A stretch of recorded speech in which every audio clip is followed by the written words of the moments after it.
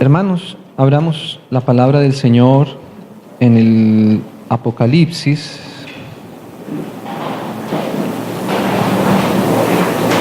Y en el capítulo 22.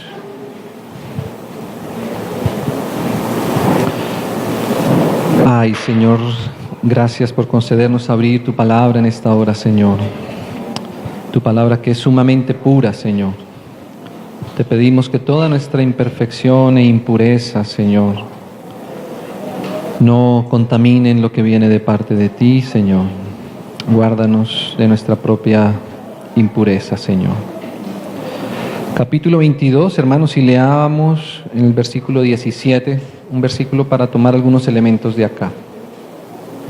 Como sabemos, pues estamos viendo la última carta que el Señor envió a sus iglesias y bien al final, el último capítulo, que como decimos, nos muestran un poco lo que hay en el corazón del Señor, lo que Él quiere consumar. El Apocalipsis nos muestra la consumación de la revelación de la obra del Señor y por tanto también nos muestra la intención que hay en el corazón del Señor al final de todo su proceso, al final de todo lo que Él comenzó desde el Génesis.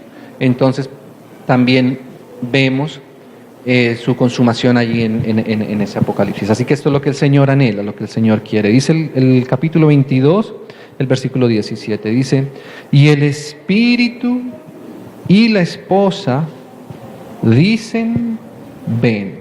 Amén.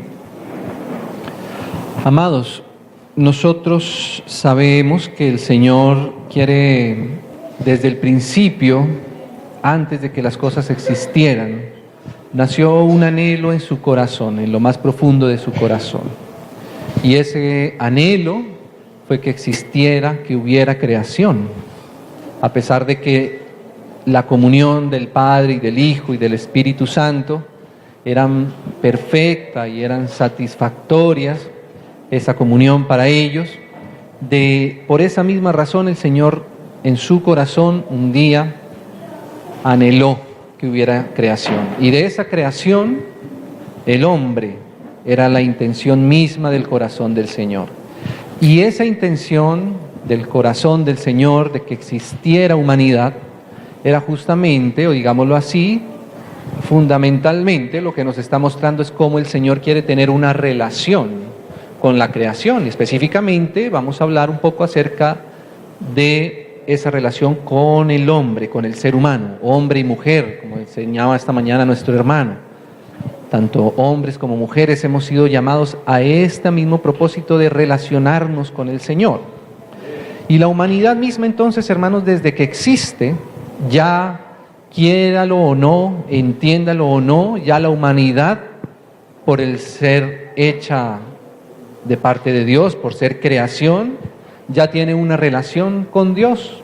Como digo, a veces el ser humano no quiere aceptar esa relación, pero el solo hecho de que el ser humano haya sido creado, como su evidencia misma lo muestra en su propio ser, ya hace que exista una relación, un relacionamiento, que es, digámoslo así, el primer relacionamiento el cual nosotros tenemos delante de Dios. Es una relación entre criaturas y Dios mismo, entre el Creador y la creación, entre Dios y lo creado, ¿sí?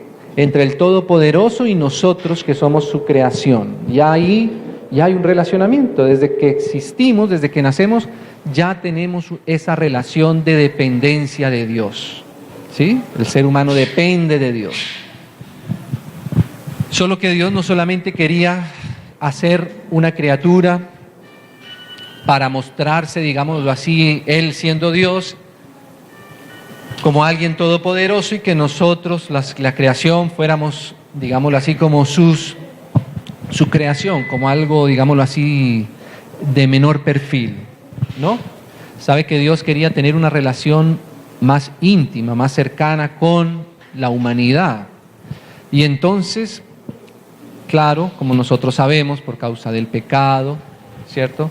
El hombre pecó, se apartó de Dios, queriéndose justamente deshacer de esa dependencia, de esa comunión que Dios había tenido para con el ser humano allá desde el principio, se desprendió de Dios, pero gracias al Señor que como Él quiere ser cercano al ser humano y por eso nos creó para Él nuevamente tener una relación, como digo, con Él, entonces Él en la obra del Señor Jesús nuevamente nos reconcilia y entonces dice la Biblia y en el Evangelio de Juan que todos los que recibimos al Señor Jesús, a todos los que creímos en su nombre, Él nos dio digámoslo así, un nivel de relacionamiento más íntimo, más profundo, ya no solamente el de creador hacia su creación, hacia sus criaturas, que por supuesto siempre seguiremos siendo sus criaturas, siempre Él seguirá siendo Dios y Él nunca va a dejar de ser Dios. Otra cosa es que Dios siendo Dios y nosotros siendo criaturas podamos compartir cada vez más un relacionamiento más íntimo. Entonces, completando ese verso que recordábamos ahí en Juan, dice que a los que creyeron les dio potestad de ser hechos hijos, es decir, transmitirnos su propia vida, ¿cierto? No solamente esa vida que Él nos dio cuando fuimos creados del polvo de la tierra, sino esa vida que quiere decir participarnos de lo que Él tiene en la eternidad, el Padre y el Hijo en el Espíritu, la vida de su Hijo por su Espíritu morando ahora en nosotros, nos hace que ahora no solamente seamos simples criaturas, sino que ahora somos hijos de Dios. Eso es muy maravilloso, que nuestro Creador nos haya querido subir, digámoslo así, al nivel de su vida para tener comunión más profunda con nosotros, ¿cierto? Él nos dio su vida y nos hizo sus hijos. Y ese, digámoslo así, es un nivel de relacionamiento más alto, más profundo que ese relacionamiento inicial de criaturas con su Creador. Por supuesto, no todas las criaturas le aceptan a Él como su Creador y su Salvador, y por eso no todos son hijos de Dios. Solo aquellos que creen en la obra del Señor Jesús, esos son hechos hijos de Dios. Amén, hermanos. Pero ahora bien, nosotros aún siendo hijos de Dios, que el ser hijos es por causa, como decimos, de haber recibido su vida, aún Dios espera que aún habiéndonos hecho sus hijos, nuestro nivel de comunión con Él, nuestro nivel de relacionamiento con Él, siga madurándose, siga avanzando. Dios no solamente nos salvó para que siguiéramos nosotros siendo, digámoslo así, individuos desarrollándose para sí mismos, sino que Él nos salvó con la intención de que le siguiéramos conociendo cada día más, cada vez más, un poco más.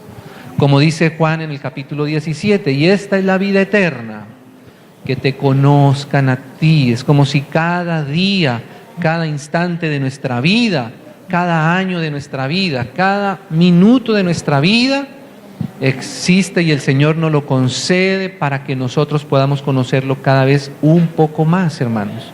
Así que aún nosotros siendo hijos debemos seguirle conociendo. De hecho, por eso la carta del apóstol Juan, él habla acerca de los hijitos, ¿recuerdan, mis hermanos? Habla acerca de los jóvenes y aún habla acerca de los padres, que nos muestra, digamos, como ese desarrollo que el Señor quiere tener aún en sus hijos, ¿sí? Que los hijos mismos sigan conociendo cada vez más al Señor, teniendo una relación cada vez más profunda para con Él. Y entonces, hermanos, el Señor, por ejemplo, habla ahora de que sus hijos también ahora, en alguna oportunidad Él nos llama sus siervos, ¿sí? ¿Qué quiere decir esto? Que los que hemos recibido la vida del Señor, esa vida que Él nos ha dado, es justamente para que sigamos sirviéndole a Él. Todos, cada uno de sus hijos somos llamados a servirle. No hay ningún hijo de Dios el cual Él no quiera participar de la labor que Él hace. Eso es un siervo, ¿no? Un siervo no es aquel que se pone a disposición de su Señor y ayuda en el trabajo que su Señor tiene para desarrollar, ¿cierto? Así que el Señor también a sus hijos, Él quiere participarles de la obra que Él mismo hace, y por eso a Él a veces se refiere a sus hijos como sus siervos. Fíjese que no todos los hijos sirven a su padre, no todos sus hijos les interesa el negocio de su padre, ¿cierto, hermanos? El Señor, recuerdan mis hermanos esa parábola en la cual dos hijos, uno de sus hijos despreció la casa de su padre y salió a gastar lo que incluso su padre mismo le había dado, ¿cierto? Gracias al Señor que ese hijo un día se dio cuenta que lo mejor era estar en la casa de su padre, porque aún en la casa de su padre, recordaba él, aún los siervos, ¿cierto? Él siendo hijo, decía, aún los siervos no están en la condición en la que yo estoy, lejos, separado de la casa de mi padre. Entonces, todos sus hijos somos llamados a servirle en otra cosa, en cada detalle en el cual nosotros podamos servirle al Señor, hermanos. Entonces es precioso que el Señor quiera participarnos también de esto, ¿sí? Es como el Padre que dice que el Padre, Él pudiendo haber hecho todas las cosas solo, sabe que, y dice el Señor de su Padre, dice que Él no quiso hacer nada sin su Hijo, que todas las cosas Él las hizo por medio de su Hijo, así que su Hijo también es llamado también su siervo, ¿cierto? Porque como Él decía el mismo Señor cuando estaba aquí en la tierra, porque Él estaba en el mismo negocio de su Padre, en el negocio de mi Padre me conviene estar, ¿cierto?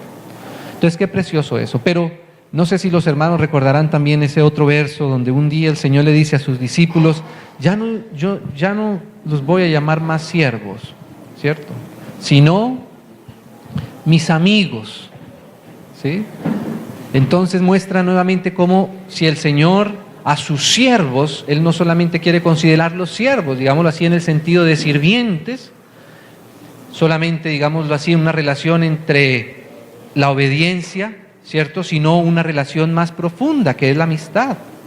Servir, nunca dejaremos de servir, pero en la medida que vamos sirviendo al Señor y le vamos conociendo más, nos damos cuenta que el Señor quiere una amistad con nosotros, ¿cierto? Una amistad más profunda.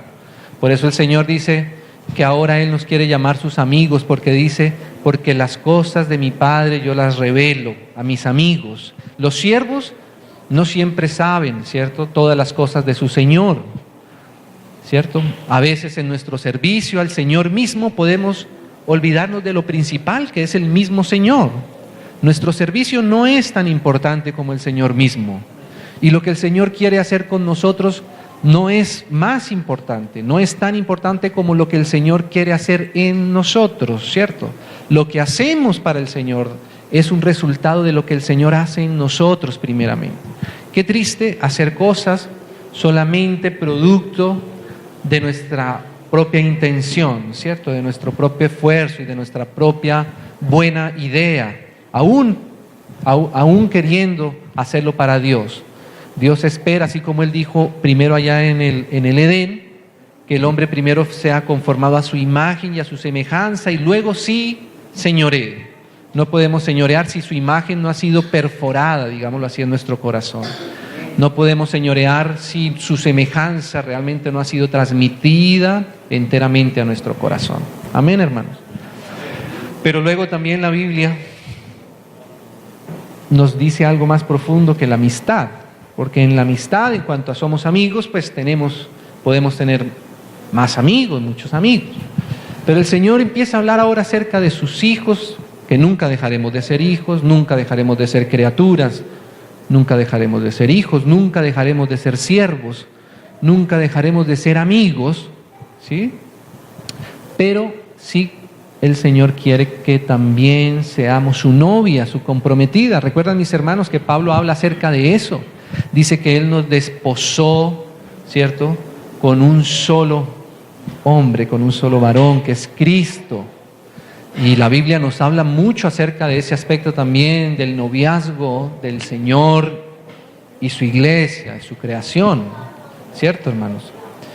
Él quiere que de la amistad exista un compromiso más profundo, porque esa es la diferencia entre una amistad y un desposamiento, es que ya ahora hay alguien que ocupa el primer lugar en el corazón. Y ahora ya mi vida empiezo a entender que debe tener una absoluta fidelidad para a quien está siendo enamorado, a quien me está enamorando y por quien estoy siendo enamorado. Y ese es el Señor, ¿sí? Por eso la Biblia habla acerca de que su iglesia se está preparando para unas bodas, ¿cierto? Solo que A veces nosotros no comprendemos bien esa intención del Señor, de ese relacionamiento más íntimo, y entonces, por eso, no necesariamente todos los amigos, ¿cierto?, terminan enamorándose a ese punto de su Señor. Tenemos que pedirle al Señor que Él siga acercándonos hasta donde Él quiere. Él no solamente quiere una amistad distante, Él quiere un compromiso serio con cada uno de nosotros. Y ese compromiso es por causa de la revelación de su amor en nuestro corazón, ¿cierto? Porque cierto que así es como va surgiendo en nuestro corazón el enamoramiento, aún como dice Pablo, hablando acerca de nuestros matrimonios o de nuestras relaciones humanos, él dice que así es Cristo y la iglesia, ¿cierto? Es un misterio que nos deja ver cómo también Cristo y la iglesia quieren tener esa maduración en su relacionamiento. En cada uno de estos aspectos, hermanos, hay muchos detalles, mucha luz que nos muestra la palabra. Aquí apenas estamos dándolas de manera rápida para llegar al punto que el Señor quisiera que llegáramos en esta mañana. Luego, entonces la Biblia habla, y aquí donde acabamos de leer este verso de Apocalipsis, por eso leíamos, nos muestra aún todavía algo más profundo, a lo cual el Señor quiere que nosotros lleguemos un día a relacionarnos de esa manera. Y el Señor habla ahora acerca de su esposa. O sea que Él quiere que su amada, su novia, ¿sí?, llegue también a ser su esposa. Esa es la intención que el Señor tiene en su iglesia. Esta mañana nuestro hermano nos recordaba acerca de la parábola de las 10 vírgenes. ¿Recuerdan, mis hermanos? Las 10 eran vírgenes, las 10 estaban esperando al Señor, ¿sí?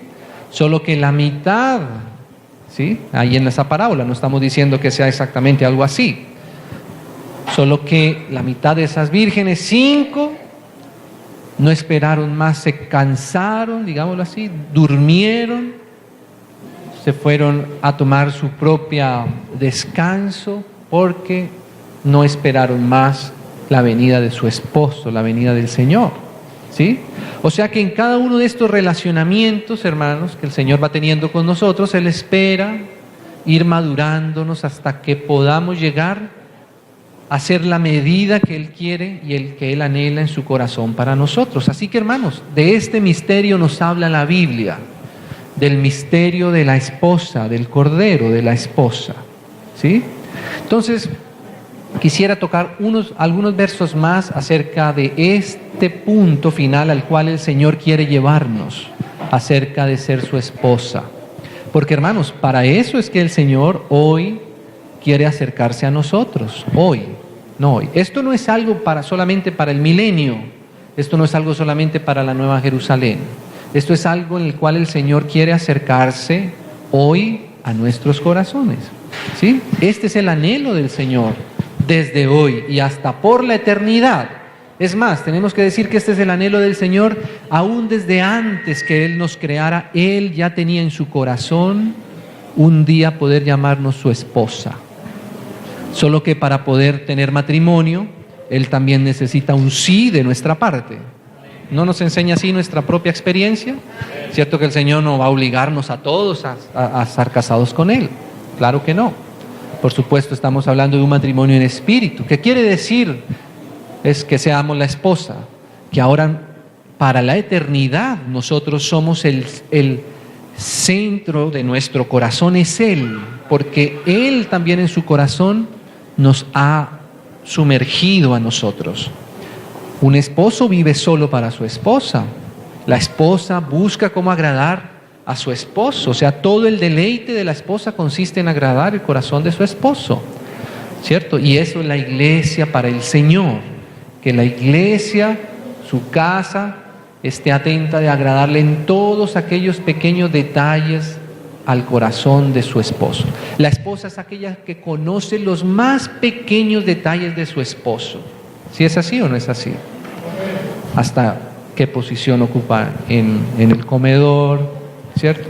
¿Cuál es la comida preferida, la fruta preferida, ¿cierto? ¿Cuáles son los horarios que él prefiere, ¿cierto? Todas esas cosas, hermanos, que yo sé que los hermanos comprenden bien, nos hablan acerca de lo que el Señor anhela que su esposa también tenga para con Él, del detalle, de los cuidados, de las ternuras, de las caricias, de la comprensión, de la lealtad, de la fidelidad, ¿cierto, hermanos? De que todo su trabajo también sea un fruto, tenga un fruto para Él. Amén.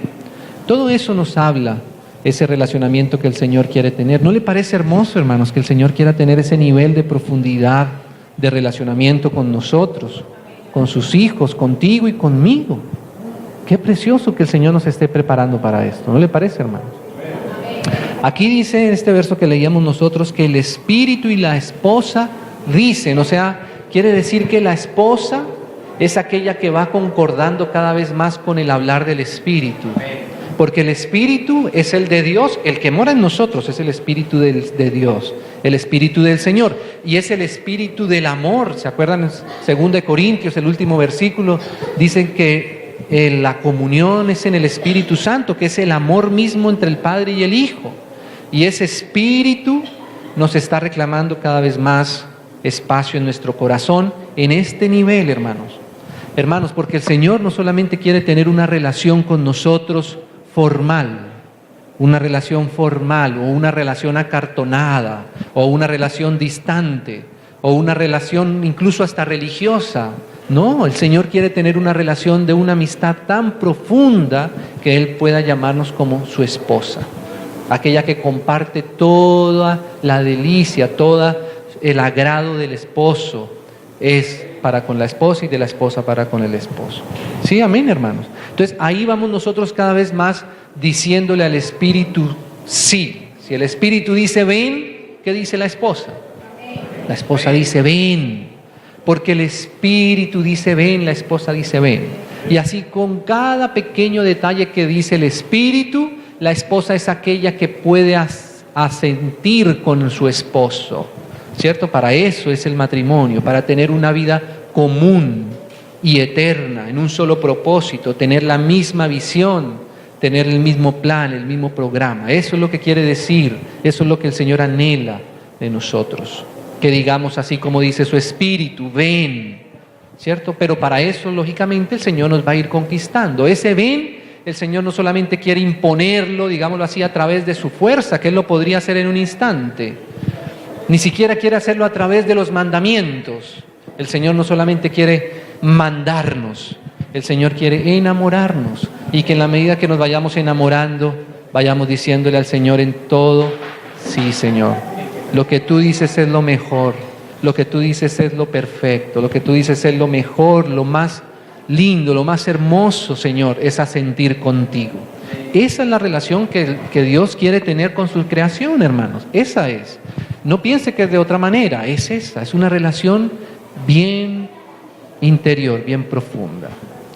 Pero en esa maduración nos vamos dando cuenta que para poder ir diciéndole sí al Espíritu, que quiere decir ir aceptando esos grados cada vez de mayor madurez en el Señor, su Espíritu nos va conduciendo por la verdad, por lo que Él quiere compartir con la que es su esposa, con la que hoy es su iglesia y con los que tienen en su corazón amarle para la eternidad. Amarle, como digo, no de manera formal, sino amarle de manera real e interior. Entonces, leamos Apocalipsis capítulo 21, versículo 9, para ver un poquito más. Dice así: vino entonces a mí uno de los 7 ángeles que tenían 7 copas llenas de las 7 plagas postreras, y habló conmigo diciendo: ven acá, yo te mostraré la desposada. Fíjese, la desposada primero, porque la desposada es aquella que tiene el compromiso y la que va a ser entonces su esposa. Por eso dice aquí, la desposada, la esposa. ¿Quién va a ser la esposa? Aquella que se despose. ¿Sí? ¿Quién es la desposada? La que está en esa fase de noviazgo, preparándose, no solamente para un rito externo. No es eso, en eso no consiste la boda, ¿cierto? Sería una tortura una boda así, ¿no le parece? Sería una tortura entrar en una relación así, solamente ceremonial. No, La desposada quiere decir que es aquella que está enamorada y que anhela ya esa participación con su esposo por la eternidad. Entonces aquí él le muestra a la desposada, la esposa del Cordero, ¿cierto? Y entonces dice que, y me llevó en el Espíritu, porque solo el Espíritu puede hacernos ver esto. Esto no lo vamos a entender en un ambiente, digámoslo así, o en una capa solamente intelectual. Por supuesto que el Señor también nos va a hacer entender y comprender muchas cosas, ¿sí? Pero hermanos, el Señor no quiere con nosotros solamente una capa intelectual. ¿Sabe por qué? El Señor está esperando a su esposa. Él no solamente está esperando una academia, Él no solamente está esperando una universidad o incluso un buen alumno. Por supuesto que siempre vamos a seguir siendo enseñados por Él, pero Él quiere una esposa. Por eso necesitamos acudir a su Espíritu para disponernos. Señor, ¿qué es lo que tú quieres conmigo? ¿A dónde tú quieres realmente llevarme? ¿Cierto? Que no le perdamos la pisada al Señor, que no nos demoremos en abrirle y en atenderle en nuestro corazón, porque como decimos, el Señor no solamente está haciendo algo estructural, algo institucional, algo externo, no, hermanos. El Señor quiere realmente una amistad tan pura, tan transparente, tan cercana con cada uno de nosotros, que nosotros necesitamos ver esto así como lo vio Juan por su Espíritu, para poder también enamorarnos de esta manera como el Señor quiere enamorarnos. Entonces dice que Él le llevó en espíritu y le mostró a un monte grande y alto, dice, y me mostró. Fíjese que el ángel, como ya lo hemos dicho en algunas otras oportunidades, él le iba a mostrar quién era la esposa, porque sobre esto incluso hoy día hay pregunta en medio de la iglesia, y qué precioso que haya esa pregunta. Bueno, ¿y quiénes son la esposa? ¿Y cuándo es que vamos a ser la esposa? ¿Todos los hijos de Dios somos la esposa? ¿O hay algunos hijos de Dios que no son llamados ni siquiera incluso a las bodas? ¿Cierto? Todas estas son cosas que suben al corazón cuando estamos en pro de conocer y de acercarnos cada vez más al corazón del Señor mismo. Si esto no nos interesara, sería un tema menor, sería un tema accesorial, digámoslo así. Pero esto, hermanos, es lo que está hacia el final de la Biblia. Usted se puede dar cuenta que no hay una relación más profunda que el Señor exprese, que anhela tener para con nosotros, que empezamos siendo solo su creación, e incluso alguna de su creación le dio la espalda al mismo Creador y no quieren ni siquiera saber de Dios, ¿cierto? Y no solamente quiere tener hijos, porque usted se da cuenta que la Biblia nos muestra que aún siendo hijos, hay hijos que no representan esa vida que Dios les ha dado, se van aún de la casa de su propio padre, ¿cierto? Pero esto es lo que hay en el anhelo del corazón del Señor, ¿cierto? Lo más profundo que Él quiere para acercarnos a Él es esto. Entonces, cuando Él le muestra, dice, le mostró la gran ciudad santa de Jerusalén que descendía del cielo de Dios. Entonces, aquí hay una equivalencia. Quiere decir que la esposa del Cordero es al mismo tiempo una ciudad santa. Y eso ya nos empieza a hablar acerca de el corazón ampliado a la ciudad de Dios, que hoy día es la iglesia del Señor en su sentido local. ¿Sí? Lo puede ver ahí, vamos a verlo en un par de versículos más. Pero si nosotros, hermanos, vamos cediendo el corazón a nuestro Señor, sabe que empieza a aparecer en nuestro corazón un amor por la ciudad del Señor aquí en la tierra. Así que la esposa del Cordero es aquella que comprende la ciudad que el Señor anhela tener en su corazón. Una sola ciudad, un solo testimonio, un solo candelero en cada ciudad. Eso es lo que el esposo quiere, eso es lo que el esposo anhela en su corazón, ¿sí? Por eso había en el tabernáculo, en el templo, toda esa tipología que nos habla hoy día acerca de la realidad del Señor edificando espiritualmente ahora su casa, su lugar en cada ciudad. Si nosotros estamos interesados en el corazón del Señor, entonces estaremos interesados en esta obra que Él tiene, de desarrollar esa ciudad desde hoy. Como decimos, esto no es solamente algo que se va a manifestar allá en la Nueva Jerusalén.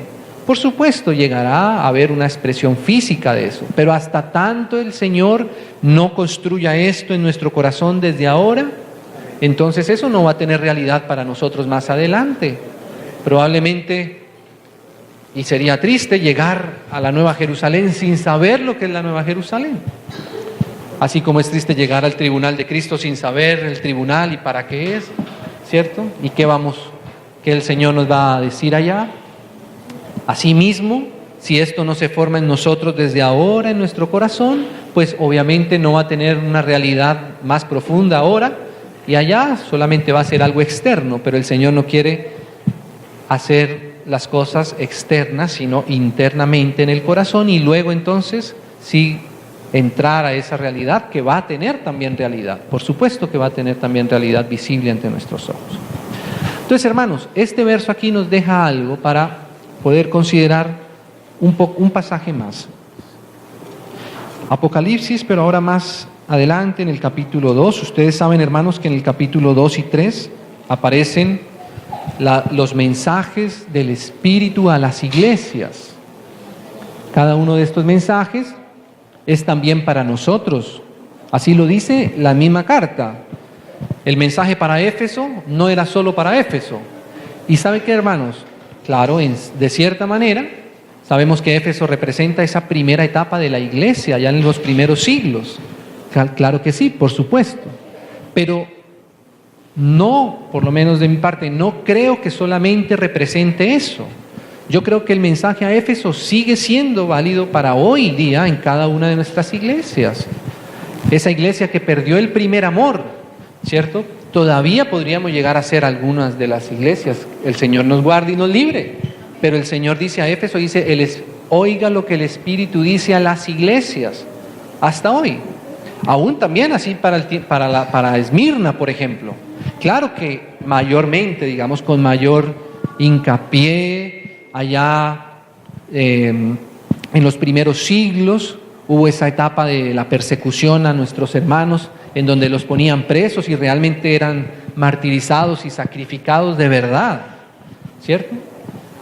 Pero ¿será que hoy día, hermanos, este mensaje a Esmirna no también tiene realidad, al menos para algunos de nuestros hermanos en algunas partes de la tierra?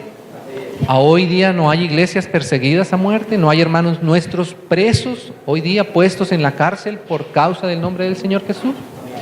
Así que pienso, hermanos, que también estos mensajes, tanto Esmirna, Éfeso, Esmirna, Pérgamo, también son para nosotros considerarlos y estar atentos, ¿sí? Y ahí yo sé que los hermanos conocen bien cada uno de estos mensajes. Y sabemos, hermanos, que hay un mensaje, digámoslo así, que ocupa un lugar especial en estas 7 epístolas, en estas 7 cartas. Y esa es la iglesia a Filadelfia, ¿sí? Esa iglesia tiene unas particularidades que no tienen las demás. Podríamos decir que en estas 7 iglesias también podríamos ver de cierta manera reflejado ese nivel de relacionamiento que el Señor quiere tener con sus hijos, con nosotros, su iglesia, su casa, ¿sí? Por ejemplo, dice que Éfeso perdió el primer amor. Fíjese cómo podemos en algún momento desenamorarnos del Señor.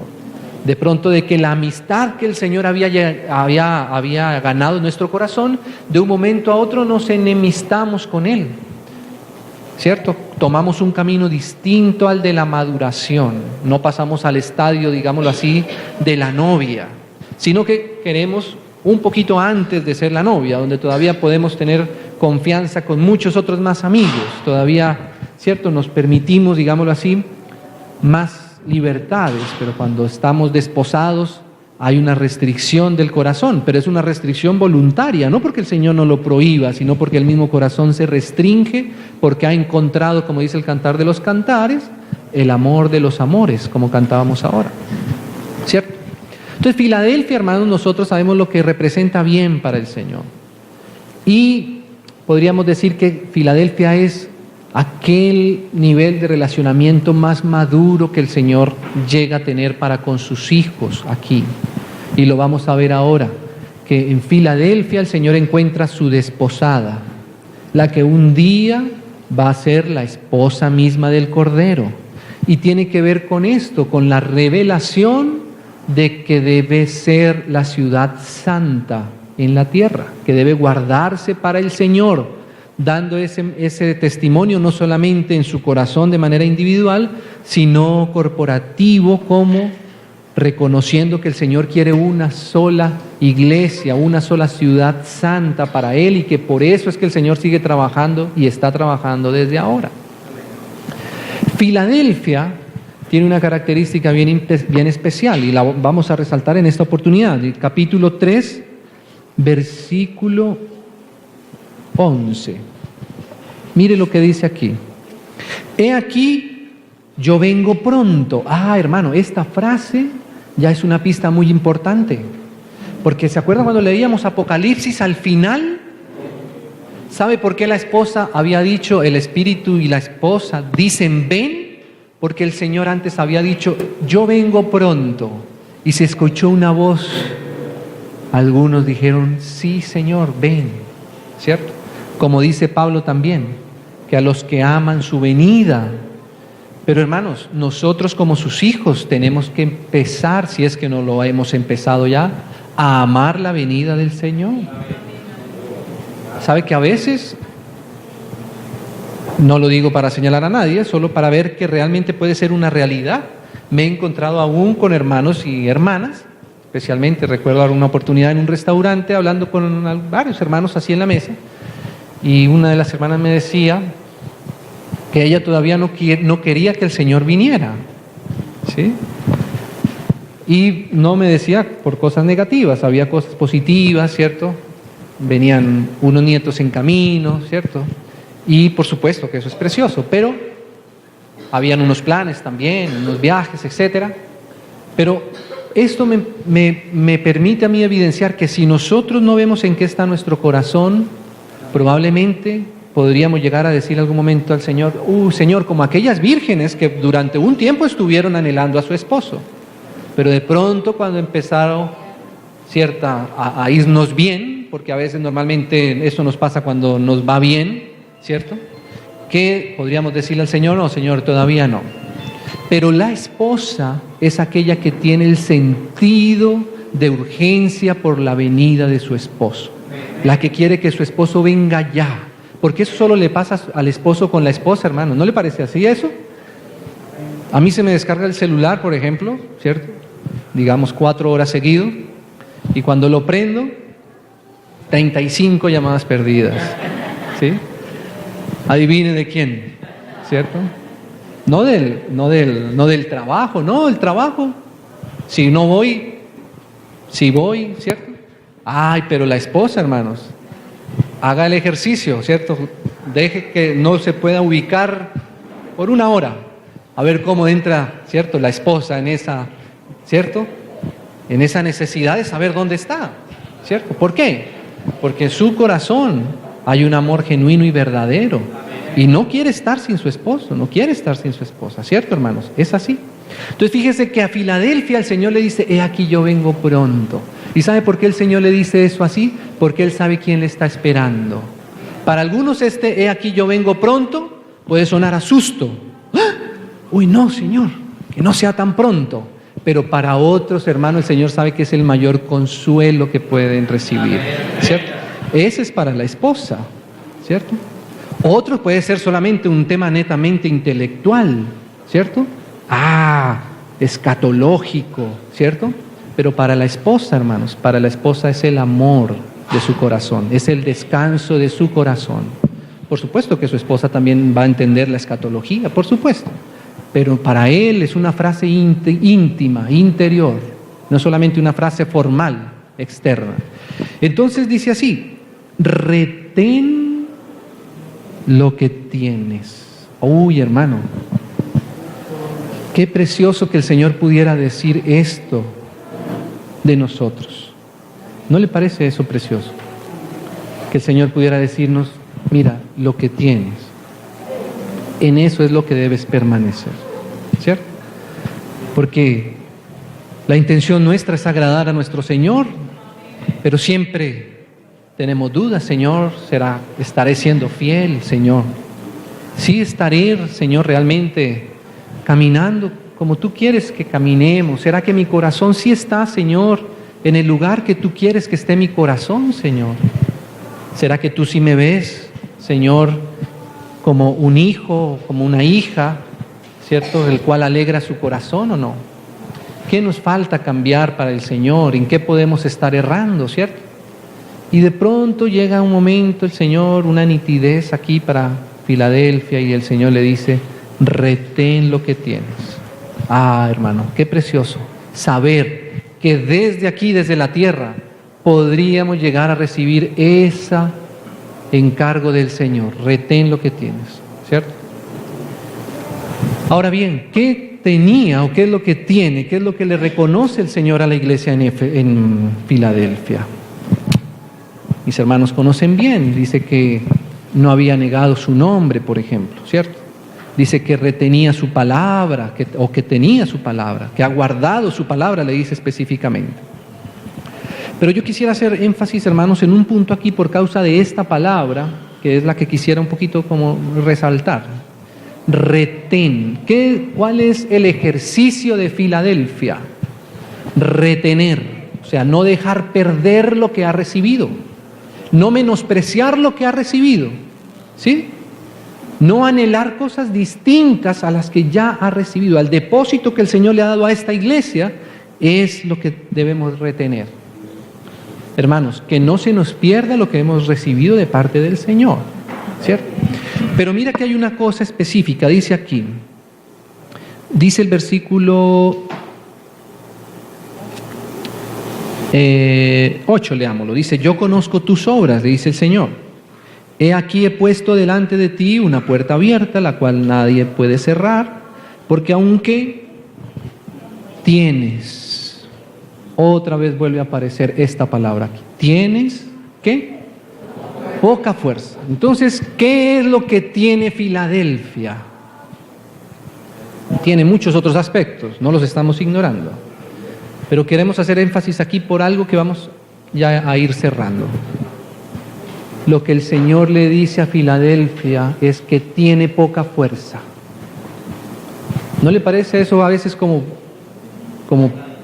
contradictorio, como paradójico? Filadelfia, retén lo que tienes, reténlo. Señor, ¿y qué es lo que tengo? Tienes poca fuerza. ¿No le parece eso extraño, cierto, hermanos? Que nosotros tengamos que retener nuestra poca fuerza. ¿Qué quiere decir esto? Que la iglesia podría fortalecerse en sí misma, que la iglesia podría llegar a aparentar una fuerza, una posición, un poder, una dureza, ¿cierto? Que es todo lo contrario a no tener fuerza, ¿sí? La iglesia podría volverse musculosa, volverse grande, volverse capaz. De todo eso nos habla la fuerza, ¿sí? Pero particularmente eso es lo que el Señor le resalta a Filadelfia. Retén lo que tienes, tu poca fuerza, reténla. Por eso, hermanos, a veces entendemos por qué a veces el Señor no permite que haya una expresión de fuerza en medio de la iglesia, ¿cierto, hermanos? A veces lo podemos entender de esa manera. ¿No le parece que a veces cuando las cosas toman determinada fuerza es cuando se pierde lo más esencial, se pierde lo más precioso, lo más interior? ¿O no ha visto usted a veces cuando las cosas se crecen que las personas quedan amando más las mismas cosas que al mismo Señor? ¿Sí o no es así? Cuando el edificio es grande, adivine a dónde pasa el corazón. Al edificio. Y el Señor por el cual hicimos el edificio ya no es tan importante, ¿cierto? A veces nos enamoramos de la cantidad, por ejemplo, del número, ¿cierto? Pero, por ejemplo, el Señor dice en el Evangelio de Mateo que cuando las multitudes lo seguían y querían hacerle rey, el Señor se escondió y se fue solo a orar con su Padre. ¿cierto? ¿Por qué? Porque no es por la fuerza, no es la fuerza nuestra la que enamora al Señor. ¿Sabe qué es lo que enamora al Señor de su iglesia? La falta de fuerza propia. Retén lo que tienes, y lo que tienes es poca fuerza. ¿Por qué, hermanos? ¿Sabe por qué? Porque así es el carácter del Señor. El carácter del esposo es de esa manera. ¿Sabe que el Señor, siendo el Rey soberano de todas las cosas, Él se humilló y se hizo hombre y sirvió a los hombres y fue a la cruz del Calvario a morir por los hombres que le habíamos despreciado? Y aún así el Señor quiso enamorarnos no a la fuerza, sino, digámoslo así, sin una, entre comillas, aparentemente fuerza. Porque para ir a la cruz del Calvario realmente sí se requiere valentía, ¿cierto? Pero valentía espiritual, de la que proviene del Padre, y del Hijo y del Espíritu Santo en comunión, no de la natural, ¿sí? Por eso desde abajo, desde la cruz, les decían: si eres el Hijo de Dios, bájate de la cruz. Pero el Señor, en su interior, les decía: justamente por ser el Hijo de Dios es que no me bajo de la cruz, ¿cierto? Se requiere más valentía para permanecer en la cruz que para bajarse. Mucho más teniendo el poder que tenía el Señor, que decía que Él podía con una sola instrucción mandar 12 legiones o no sé cuántas legiones de ángeles a su Padre, y hubiera puesto a esos soldados romanos ahí a temblar. Pero ese es el carácter del Señor, y el Señor está buscando una persona con la que Él pueda compartir y ser compatible de carácter. ¿No es eso lo que es un matrimonio? ¿Sí es así o no es así? El complemento de caracteres, pero al mismo tiempo esa unión. Entonces, leamos solamente un par de versos más aquí mismo. Ahí más adelante dice el versículo 12: al que venciere, porque para esto se necesita vencer, hermanos. ¿Qué quiere decir que tenemos que vencer? Que estamos en una lucha, en una batalla de esto. ¿Sabe que a veces uno piensa: la batalla del diablo es meter los hermanos presos, por ejemplo, como pasaba evidentemente en Esmirna; meter alguna doctrina herética, como pasaba, por ejemplo, en Tiatira. Pero ¿usted cree que en Filadelfia no hay lucha, no hay batalla? ¿Sí? Y probablemente sea la batalla más sutil de todas, aquella que se libra en lo más adentro del corazón, en la que sin darnos cuenta nuestra fortaleza empieza a ser nuestra propia fuerza, nuestra propia capacidad, nuestra propia justicia, nuestra propia sabiduría. Cuando nos empezamos a creer sabios en nosotros mismos y que nuestra voz es la voz que va a aconsejar a todos los demás, porque yo sí hago las cosas bien, yo soy la medida. Ahí esa es justamente la lucha, la batalla de Filadelfia. De hecho, por eso es que justamente Filadelfia no es la última, no es la séptima, porque en la séptima pasó algo que se degradó, y es que ahora ella piensa que es rica, ¿cierto? No se da cuenta que realmente es pobre. Mientras que si permanecemos en la pobreza de espíritu, como dice en Esmirna, esa es nuestra verdadera riqueza. El Señor le dijo a Esmirna: tú piensas que eres pobre, pero realmente eres rico.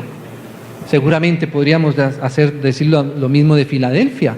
Filadelfia, tú piensas que tener poca fuerza, ¿cierto?, te hace débil, pero ¿sabe qué? En la debilidad es donde el Señor puede perfeccionar su poder.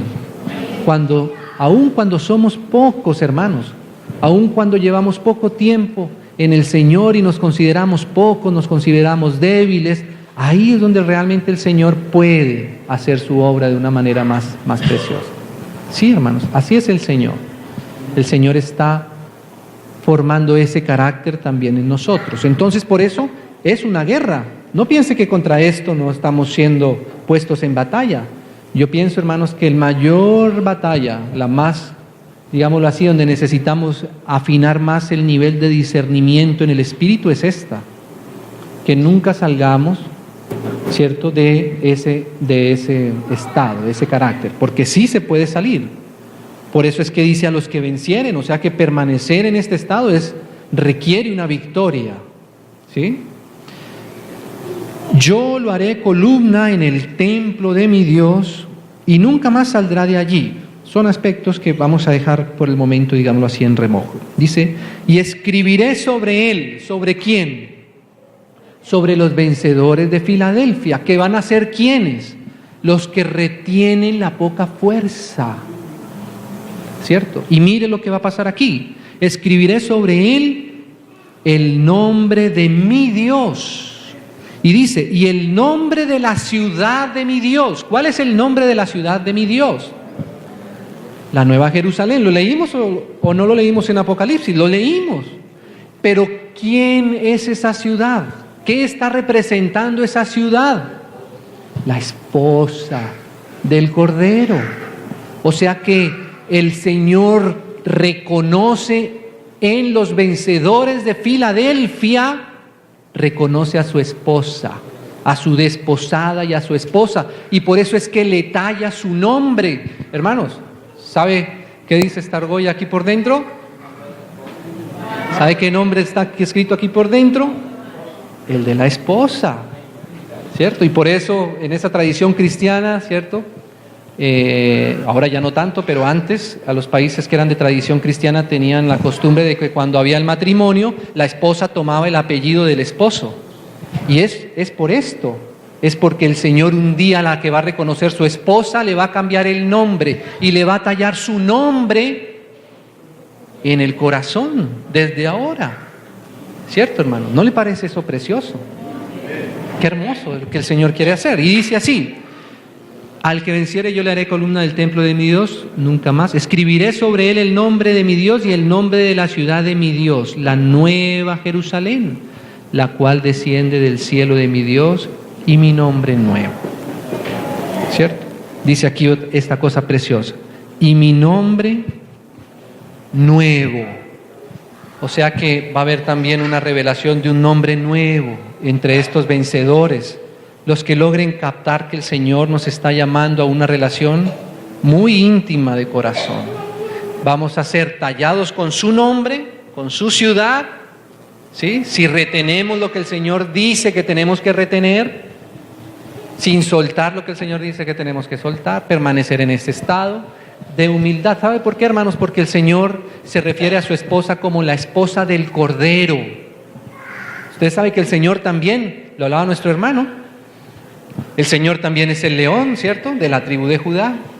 Pero Él no quiere, y Él no dijo la esposa del león, porque Él no quiere sino un relacionamiento en la humildad del Cordero, en el carácter del Cordero. Él sigue siendo el rey, y Él es quien va a juzgar, por supuesto, va a juzgar también a través de sus hijos, pero lo que Él quiere manifestar para la eternidad, sin dejar de ser rey, es ese corazón manso y humilde. Como Él le decía a sus discípulos: aprended de mí, que soy manso y humilde. ¿Y qué? Y hallaréis descanso para nuestras almas, para vuestras almas. Lo que da descanso a nuestra alma, hermano, ¿sabe qué es? La formación de la humildad del corazón del Señor en nosotros. Eso es lo que da humildad, eso es lo que da descanso. Todo lo demás nos pone en agitación, ¿cierto? Pero si somos tocados para someternos a la humildad y a la mansedumbre del Señor, ahí nuestra alma empieza a descansar. Sí, hermanos. Y dice ahí que el Señor nos va a dar incluso su nombre nuevo. Qué precioso eso, ¿no? Como el esposo y la esposa, que a veces se tratan no por el nombre formal. ¿Usted no se ha dado cuenta de eso? Que casi todos los hermanos con sus esposas se tratan con un nombre distintivo, ¿cierto? Que le dice de manera cariñosa y especial que solamente ella entiende, ¿cierto? Y a veces a uno cuando pregunta: bueno, ¿y tú por qué le dices así al hermano? ¿Por qué no le llamas por su nombre? Y empieza a contar una historia, hermano, y salen unas historias, ¿cierto?, de amor tremendas, de muchos años atrás, bueno, todos esos detalles aparecen. ¿No le parece tremendo que el Señor nos vaya a llamar de una manera diferente también allá en el cielo? Que Él se deje conocer por un nombre distinto. No todo el mundo le puede llamar de la misma manera a la esposa, ¿cierto? Hay cariños que son reservados solamente, íntimos. Hermanos, ¿por qué no le damos gracias al Señor? Él nos ayude en toda nuestra necesidad que tenemos de Él. Padre, te damos muchas gracias en el precioso nombre de tu Hijo amado. Ay, Señor, cómo quisiéramos disponer todo nuestro corazón para ti, Señor. Que tu amor nos siga conquistando, Señor. Porque hasta aquí tú has sido tan precioso, Señor. Cada detalle que hemos comprendido de ti nos ha maravillado tanto, Señor. Guarda nuestro corazón para que tú puedas seguir haciendo la obra que tú quieres. Perdona cualquier reticencia de nuestro corazón a ti. Perdona cualquier dureza, cualquier fuerza propia en nosotros mismos, Señor. Quisiéramos, Señor, no desfallecer hasta tu venida y esperarte con gran alegría y gozo. Quisiéramos poder decir con toda la realidad de nuestro corazón que sí, Señor, ven pronto, Señor. Te esperamos, te anhelamos con todo lo más profundo de nuestro corazón. En el nombre precioso del Señor Jesús. Amén.